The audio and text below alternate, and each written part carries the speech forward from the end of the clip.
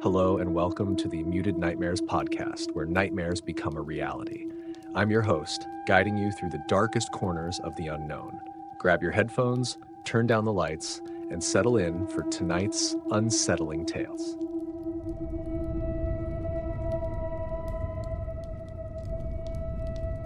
When I was in high school, around 18, I babysat two boys every day after school and on some weekend nights when their parents went to concerts.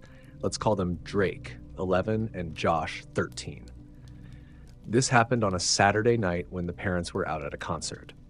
They always left money for pizza, so when the time came to pick it up, Drake wanted to join me while Josh stayed behind to play video games. I locked the door behind us as we left, we got the pizza, and it only took about 15 minutes. When we got back, we went on with our night. I called Josh down, and we all enjoyed our pizza and watched a movie. All pretty normal. It was fall, so it was already pretty dark, and the boys were getting sleepy. It was time for them to go to bed since they were practically asleep while watching the movie. They headed upstairs with very little backtalk, which was unusual because it could sometimes be a struggle, especially with Drake. The family room was on the second floor, so I could see the upstairs hallway and the bedrooms from where I was in the kitchen. I saw Drake come to the end of the hallway, and instantly I could tell something was off. He looked pale and disoriented. Then he asked me if I could come upstairs for a second. He sounded horrified, which really threw me off because it was so unlike him. I went upstairs and he asked me if I had opened a certain closet. He pointed to it and said he and Josh never open it, and that really freaked him out. I tried to explain it away, saying it probably just didn't latch all the way and popped open, but Drake insisted that it was impossible, and I could see he was genuinely terrified. I was trying my best to calm him down, but inside, I was panicking. I had been in that house so many times before, and nothing like that had ever happened. To be clear, no, I don't think Drake was lying or messing with me. No, I know it wasn't Josh. It wasn't like him to prank anyone. He was always quiet, sweet, and kept to himself. And no, I didn't leave the front door unlocked when we went to get pizza. I always locked it right away because it wasn't my house, so I was extra careful about making sure everything was locked. Plus, Drake even told me before we left that I didn't need to lock it because we were so close, but I insisted and locked it anyway. The boys were in bed, and I was downstairs in full panic mode.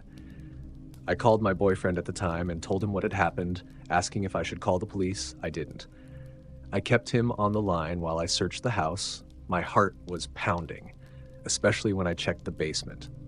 Everything seemed fine, but I was terrified. The house was on a corner lot next to the woods, and there were no curtains on the windows on the main floor, so I kept thinking someone could be watching us from the outside, or that something paranormal was going on inside. I turned off all the lights and flattened myself against the couch, trying to stay as hidden as possible, anxiously waiting for the parents to come back. About an hour later, they returned. I briefly told them what had happened, and the mom immediately tried to explain it away by blaming the cat. I love their family, but I just can't see how it could have been the cat. The cat wasn't the type to jump around or touch things, it mostly just slept. Plus, the door handle required more force to open than the cat could have applied. But, of course, I dropped it, agreed with their theory, and went home. That was one of the last times I babysat for them, and I still get goosebumps thinking about how scared Drake was and how terrified I was too. I have no idea why that closet was open. Yes, I know it might sound dumb to some people, but I swear that closet was not open when we started the night.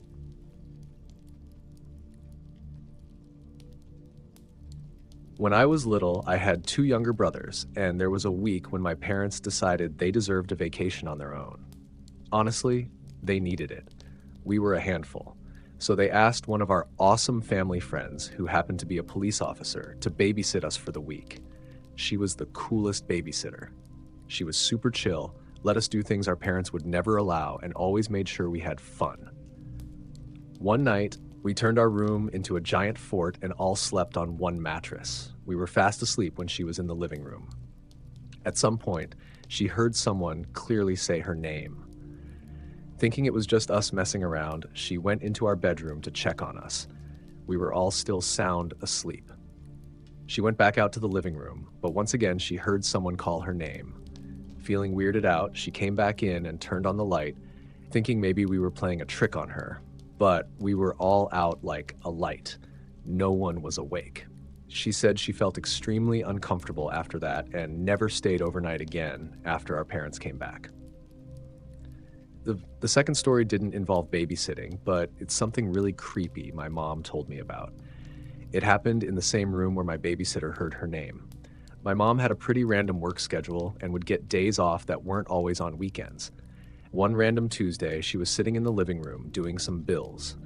She was focused on her checkbook when suddenly she heard the floor crack by the hallway. She looked up and, no kidding, she saw an Indian standing in front of her in full headdress, feather cap, tan pants, face paint, the whole deal. Before she could react, he turned and walked down the hallway. From where she was sitting, she could see the opening to the hallway, but the rest of it was blocked by a wall. So she ran over to check and found that no one was there. My mom doesn't drink or do drugs, and she's a highly respected member of the community, definitely not someone to make up stories. All of us were at school, and my dad was stationed out of state, so there's no explanation for what she saw. She never told us about it until we were older because she knew we'd be too scared to sleep after that.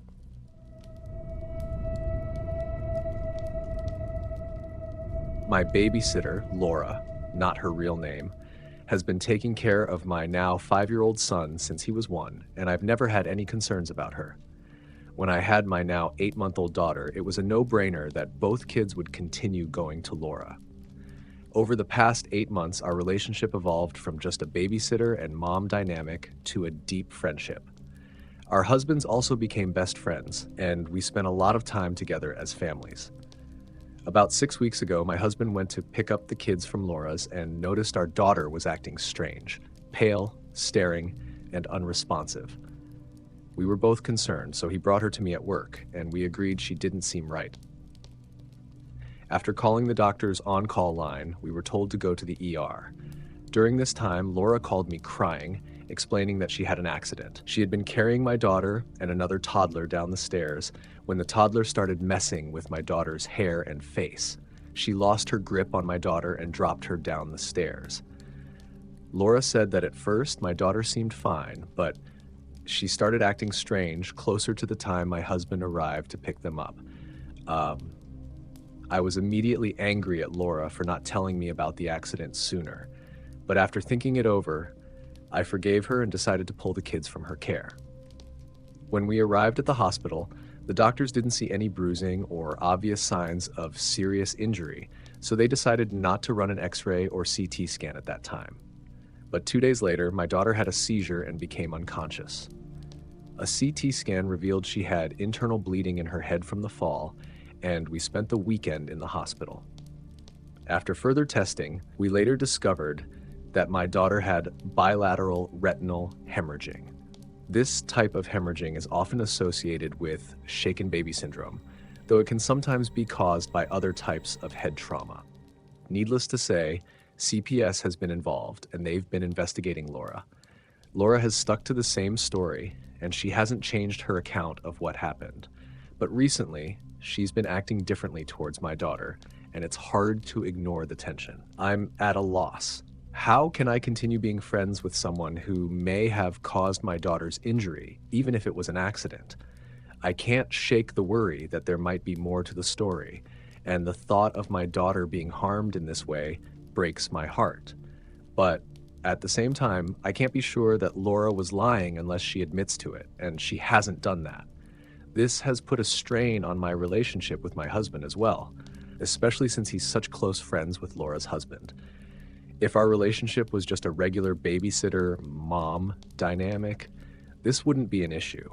But because we've become so close, cutting all contact seems extreme, especially if this was truly just an accident. I'm torn. I don't want to make any rash decisions, but I also can't ignore my daughter's safety and well-being. Any advice on how to navigate this situation would be appreciated. Let me know if you need any further adjustments.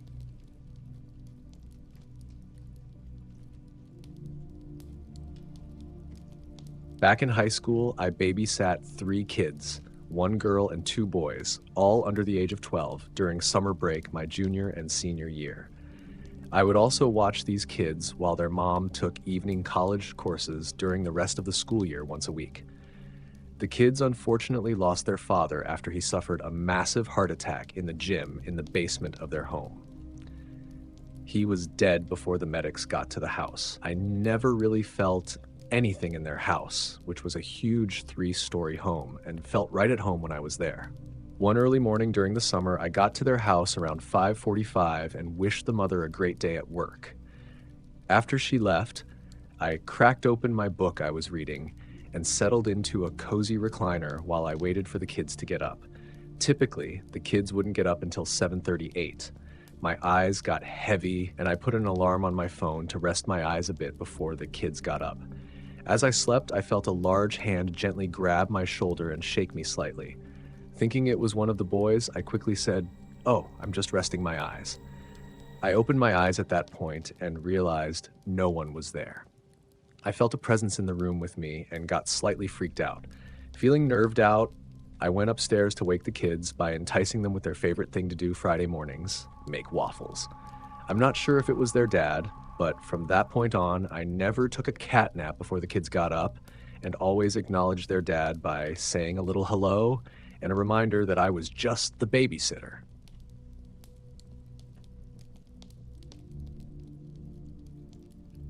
The first time I babysat for my little brother and sister, I had to call my parents from the firehouse about an hour after they left. I was 20 at the time, my brother 12, and my sister 10. They wanted McDonald's for dinner, and since they're never allowed to have it, I brought them there. My house is 2 away from the corner, where I'd then turn left, drive about a half mile, and end at McDonald's. We pulled out of the parking lot with a few cars and a van behind us. As we were about to turn back onto my block, I got a glimpse of the moon before it was hidden behind some trees. One of those giant parchment-colored harvest moon types. The kids missed it, thank God. So instead of just pulling up in front of the house, I circled the block. By this time, all the cars behind me had turned off because I was essentially just going in a circle. But the van was still there. I pulled over at one point to do a K-turn, and I pulled to the curb. The van pulled up behind me, and 2 older guys got out, started walking towards my car. I thought it must be their house, and for whatever reason, I felt awkward turning around there, so I just pulled away. They ran and jumped back into the van and started following. That's when I knew something was weird. I kept making erratic turns through our neighborhood, trying to let them know I knew what they were doing without freaking the kids out. "Yeah, guys, let's just cruise the neighborhood for a while." This went on for about 10 minutes until at one point I put my blinker on like I was going to make a left, started doing so did they, and pulled out at the last second, so did they. That's when the kids figured it out and freaked. I obviously couldn't just go home and show them where I live, so I went up around the back of Main Street while consoling my sister, who was absolutely hysterical, and just pulled into the fortunately wide open door of the firehouse, holding down my horn. A guy ran out, and I said, "Please help, someone is following us." At that point, the van peeled out and was gone. They were behind me with the brights on, so I could never get a look at their license plate. I wasn't the slightest bit freaked out at the time, just completely calmly and rationally did exactly what I needed to do to get these guys to safety. They offered to bring us home with a police escort, but I just didn't feel comfortable, seeing as the van had passed my house a couple of times already during this whole thing. They didn't know it was ours, of course, but still. It wasn't until I got back to my house later and was explaining it to my brother that I started violently shaking and couldn't even really speak for about an hour. I'm 5'1" and about 100 pounds at the time. It still frightens me to think what would have happened if the kids had seen the moon when I did, and we just went home. These guys had gotten out of their car and were already approaching me when I stopped to make the turn. I don't know what the hell they were planning, but it definitely didn't seem friendly. I still get scared about going to my dad's in my car, worried they'll see me and remember. TLDR, babysat my little bro and sis for the first time ever. Got followed for a while by someone seemingly trying to abduct us or something. Had to call my parents from the firehouse after getting us to safety. Miraculously, they still ask me to babysit.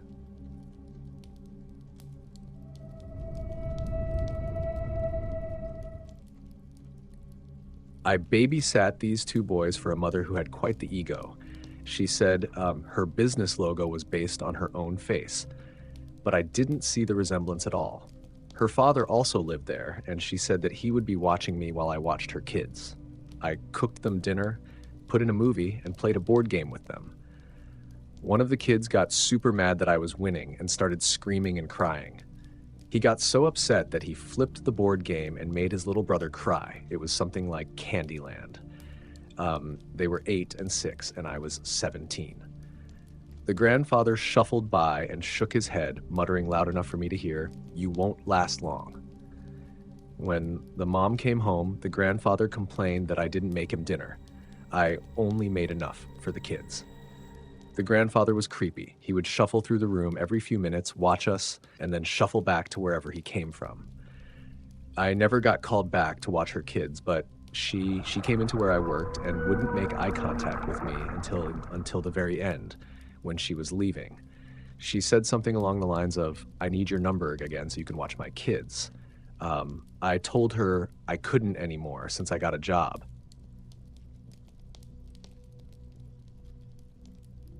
Okay, well, 2 times I babysat, once with an actual baby, he was 1 at the time, and I house/puppy sat for a friend another time. Done a few others, but these 2 were the creepiest. The 1-year-old, I was friends with his mom and aunt, actually more of a friend of the aunt, and I was visiting. The sister needed a ride and asked if I could stay to watch her kid while my friend, her sister, drove her to get a few things. I said sure, mainly because she had already put him to bed, and it shouldn't be any work at all. This was around 7 p.m. They leave, and about 15 minutes later, I hear a thump. Now, both of their rooms are next to each other, and my friend has her cat locked in her room because her sister and I have allergies to the cat. Anyway, I just assume it's the cat and continue to watch TV in the living room. Then 5 more minutes go by, and I hear another smaller thump. So, I go and check on the cat first. I know, kind of a bad move, but I was thinking logically it was the cat, and I figured if I calmed it down it would stop acting out and not wake up the kid. Well, I open up the door and the cat is asleep on my friend's pillow.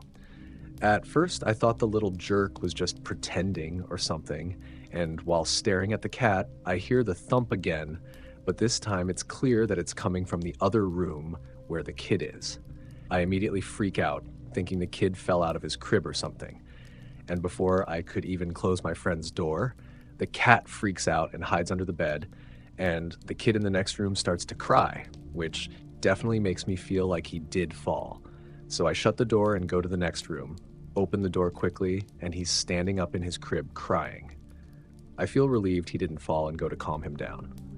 Now, mind you, for some reason, the electrical doesn't work so well in her room. The light switch doesn't work, so you have to turn on the floor lamp by hand. So I'm in a dark room, minus the small-ass nightlight, with a crying baby. It then dawns on me, what the hell was making that noise? So I turn on the light and look around. Her closet is open, and some stuff seems moved around, but nothing that looks like it fell several times or anything like that. So I close the closet, mainly because the kid was crying while staring at the closet. And being the horror movie geek I am, I was like, okay, closing the closet. He seemed to have calmed down, and it took me about 5 minutes to get him back to sleep. I left the light on and the door cracked open so I can keep an ear out but not wake him myself with the TV. Anyway, that lasted about 10 minutes. Then I hear another thump noise. I get up and peek in. The kid is asleep still, so I open the door some more, and the closet is open. Now, it's a sliding door closet, which isn't as creepy as a walk-in closet with an actual door, but closets in general are creepy, especially at night. Anyway, my first instinct is to run. Lol. But I man up, go check out the closet to see what could have opened it or whatever, and nothing. I just told myself maybe it's a mouse or something, a big mouse that can open the closet door. So like I said, I closed it up, checked on the kid, still left the light on, and went back to the living room. Not even 5 minutes go by, and he's crying. And there was no noise this time, so I figured maybe it was a normal baby cry, like the light was bothering him or he peed or something. So I go in again. This time, the closet is only opened a little bit. I'm extremely freaked out. I've already texted my friend telling them to get the hell back home, so I go toward the closet door to close it. My hand reaches for the edge, and then I hear a small thump, and then one of those baby police car toys that have the siren sound effect goes off in the closet. I open it up slowly, and there it was, just going off. The kid is still crying his head off, and I know for damn sure that his toy was not in the closet. So I take it out, put it away, and close the closet door. I put the kid back to sleep and wait in the room with him. He didn't go back to sleep, but I could tell he tired himself out with the crying fit he had. He laid there staring at me, almost like, "Get me the hell out of here!" I felt uneasy in that room, like someone or something was watching me and was pissed off, especially from the area where the closet was. So after about 15 minutes of waiting in the room, I stand up and start to head out. The light then turns off, which is odd since you have to turn it on-off manually since the wall switch doesn't work. I figured the bulb blew out or something, so I walk over using what little light the nightlight offered as a guide toward the lamp. After I got to the lamp, I heard the closet door sliding open. I don't think I've ever been so scared in my life, and my instincts kicked in like, turn on the light, and I felt for the switch on the damn lamp to turn it on, hoping it would. And it did. Looking back, I was both relieved and creeped out that the bulb didn't burn out and that it somehow turned off by itself. Anyway, the light was back on. I turned around and luckily nothing, or rather I didn't see anything, there. I grabbed the kid, shut the closet again, shut the door to the room behind me, and held him in the living room until his mom and my friend got back, almost 9 p.m. At first, she was pissed that I took him out of his crib and that he was awake, but I was like, you need an exorcist or someone to bless your house because things aren't okay here. I don't think she really believed me. She said she noticed some small things happening, but nothing to that effect. That was almost a year ago, and apparently nothing that drastic happened again. Weird stuff happens to me and around me often. I've been told I was a magnet for these things before. So I'm not sure if whatever happened because I was there, or maybe I brought it with me or activated it or whatever. They did do a prayer of some kind to try and bless the house/apartment. Maybe that helped. I have only babysat 2 times. The first time I was 17 and spent the night at the lady's house because she and her husband were going to Second Chance prom. They had 2 twin girls who were about 7, a boy who was about 12, and an older boy who was 15. He wasn't there that night, so I slept in his bed. So I got to know the kids and played with them until it was time for them to go to bed. The boy was in his room playing video games and whatnot. I put the girls to bed and told him to just go to sleep whenever he was done.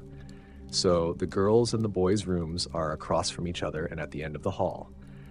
The eldest boy's room I was in is down the hall from theirs and at the top of the stairs. So about 1 a.m. I heard this banging noise. It started out soft and then would get louder and louder. The first time this happened, I thought it was just one of the kids getting up to go to the bathroom because it was right in between us and the bang sounded similar to footsteps. However, I did not hear a toilet flush. This increasing of banging noises happened about 5 times throughout the night, waking me up each time. After the 3rd time this happened, I got out of the bed and went out to the hallway to see if the kids were up and if I needed to throw them back into bed. No one was in the hallway. Everyone was in their beds upstairs. This freaked me the fuck out, and I just ignored the rest of the banging, believing it was a demon and running up and down the hallway and continually stopping just before my door. Next morning, I asked the girls about this. They nonchalantly told me that their brother slams his head against the floor when he sleeps. He starts out soft and gets harder and harder. He has been to the doctor about this several times, and apparently everything is okay up there. I spent the whole night thinking demons were working themselves up to eventually possess my body, and it was this kid just slamming his head while he slept.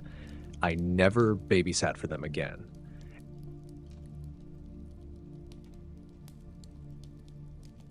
Hello, fellow listeners. Thank you for listening.